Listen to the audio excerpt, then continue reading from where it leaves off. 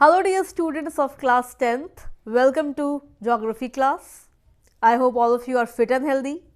Students, in this video, I shall be continuing with the 6th chapter from your geography book, that is manufacturing industries. Students, in the previous video, I gave you an introduction about the chapter and also explained you about the importance of manufacturing. I explained you why manufacturing is considered as the backbone of development of our economy, why it is so important. I explained you several points. Now students, in this video, I shall move to the next topic, that is industrial location. Now we will see the location where industries can be set up. Now students, if you have to establish an industry, what you will do? You will just wake up and go for construction? No, you cannot do that, because there are several points that needs to be considered. There are several factors that needs to be considered before establishing an industry. You cannot just suddenly wake up and say that okay, I will construct, I'll build an industry. That's impossible, literally. So we need to consider several points, we need to consider several factors that are really very important for establishing an industry. Now what are those points that must be considered? So as you can see, there are several points given. So we will be discussing about all these points in detail. So the first point or the first factor is availability of raw material. If raw material will be there, then only industry can be established, because in industry what do you do? The raw materials are further processed, and if raw materials will not be there, then what you will process? So availability of raw material is a primary factor that must be considered before establishing an industry.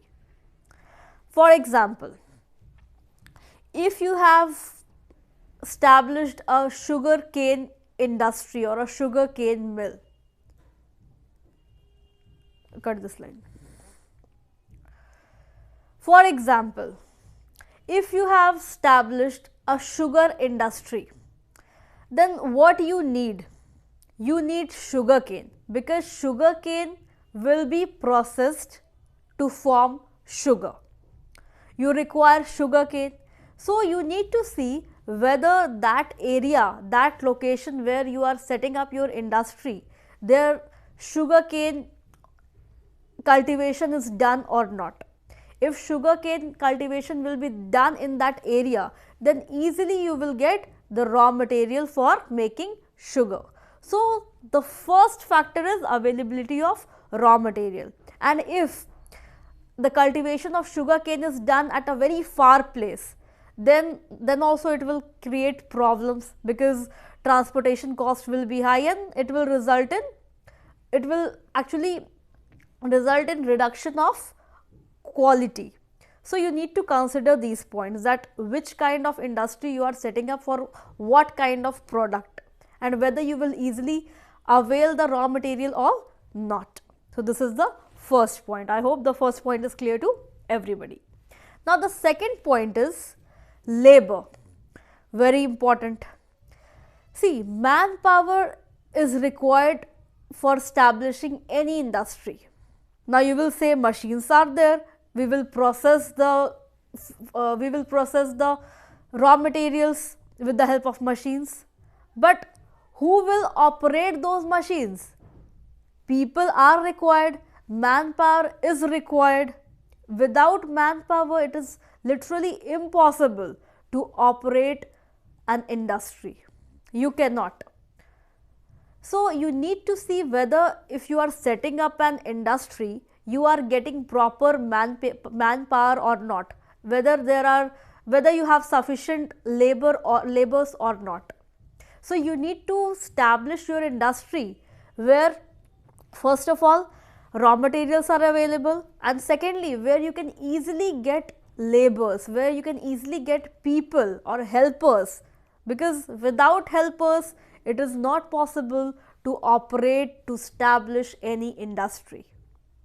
For example, I just gave you an example about sugar. I told you that sugarcane or sugar mills will be established in the area where raw materials will be available. Now students, let me tell you that if I talk about sugar mills, then they are basically, or you will mostly find them in Uttar Pradesh, you will find them in Maharashtra or Bihar side. Why? Because their availability of sugar cane is there. And also students, one more point, those areas, they are densely populated. So if population will be there, then people will be there who will be wanting to work. There are, and if I talk about India, then unemployment is also a social issue here. A lot of people are unemployed, so people will be willing to work. So you need to see that whether that area is populated or not. If that area is populated, then how much percentage of people wants work. So these things must be considered. So the second point, labor, I hope this is clear to everybody. Now the third point is power. See, power is also required in order to start or in order to operate any industry. Power means electricity is required. Without electricity, is it possible to operate in order to run any machine? No, it is not possible. So you need to see that the place where you are setting up your industry, where it has, whether it has proper power supply or not.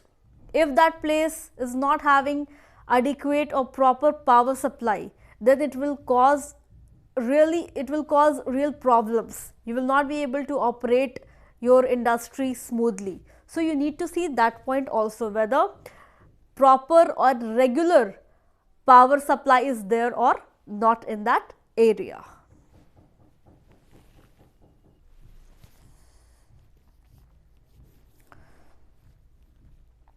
Now students, the next point is market. Now who will buy the product that has been manufactured? The final goods, who will buy them? So you need to see whether the market is near or far, because if the market will be far, then transportation cost will be incurred. So you need to see these points also about the market, that what are the preferences of the people living in that area where the industry has been set up. How far are the people, how far is the market, all these points needs to be considered while establishing an industry. Now the next point is government policy.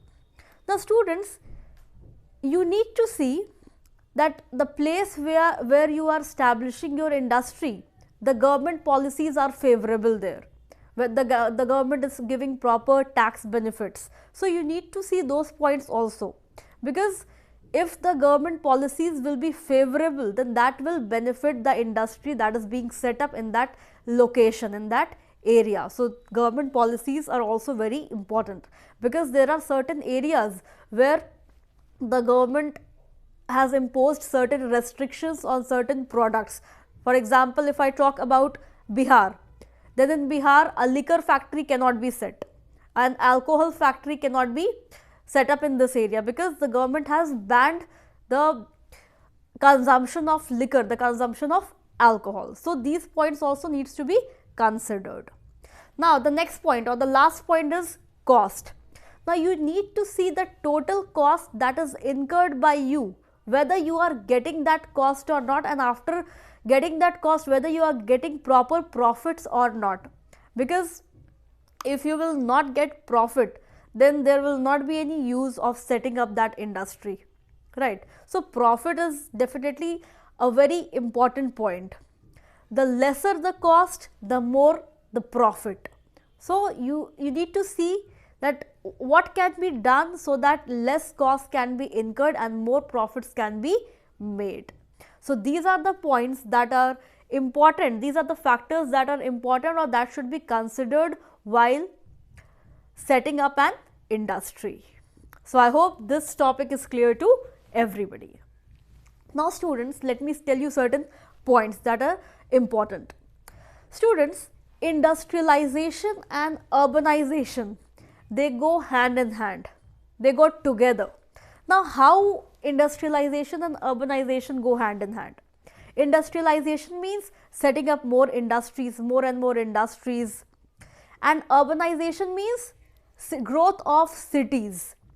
See, if more and more industries will be set in a particular area, then definitely those industries will attract more and more people, because industries require people, they require labor, they require manpower. So, if it will give employment to people, then definitely the people will reside, the people will settle down, as a result of which urbanization will be there. So, that is why industries or industrialization and urbanization, they go hand in hand. Now, if I talk about urbanization, now if urbanization will be there, then it will avail several other facilities which will be helpful, which will be beneficial for the industries. For example, if urbanization will be there, then several facilities like banking facilities will be there, insurance facilities will be there, means more and more services will come up, the banking services, the insurance, the transportation facility. So, that is why it can be said that industrialization and urbanization, they go hand in hand.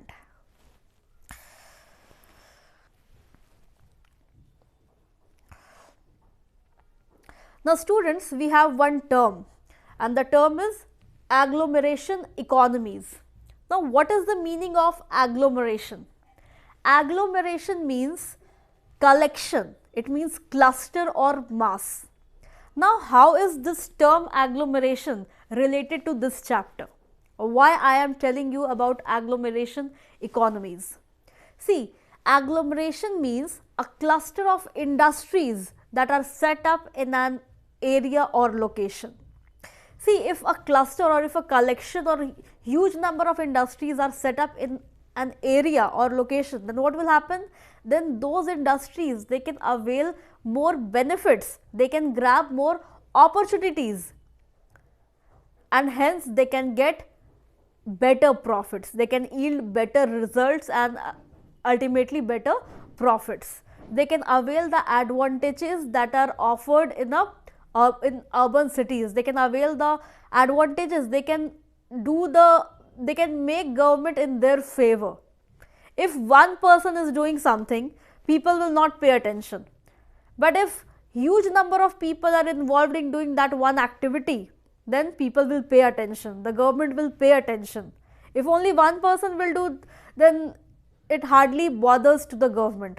But if a large number of people are involved in doing something, then the government also pays attention, and a lot of benefits are given to that cluster or to that group. Now, students, let me tell you that pre-independence, that means during the colonial period, during the British period, most industries, they were set up in places from the point of view of overseas trade, like in Mumbai, I would say Maharashtra, Gujarat, Chennai. These are coastal areas, and from here what can be done? The products can be exported via sea routes. They are near the coastal areas. As you can see the map of our country, Maharashtra, Gujarat, Chennai, they are coastal areas. So, basically most of the industries were located here only. A cluster of industries were set up. Why? So that they could do overseas trade, right? And that can be done via sea, because that time transportation via sea was very cheap. See, transporting via waterways is really very cheap as compared to other source of transportation. So, that is why most of the industries pre-independence were set at these places in order to do overseas trade and in order to grab more opportunities and get better profits.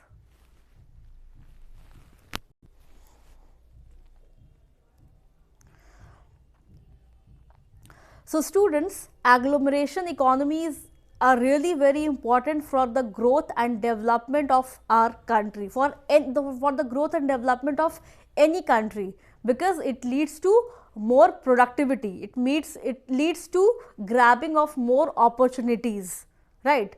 That means if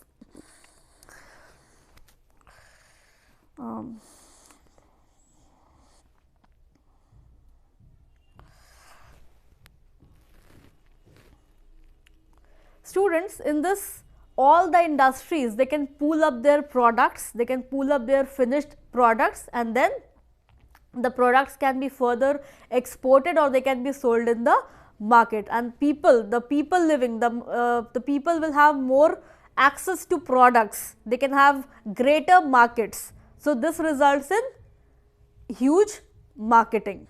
So I hope agglomeration economies is clear to everybody.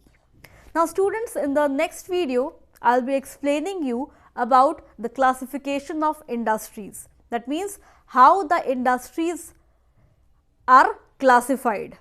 So students, let me tell you that industries are broadly classified into 5 forms, and which I am going to explain you in the next video. So students, thank you so much for watching this video. I will be continuing with this chapter in the next video. Till then, study well and do take care of yourselves. Thank you so much.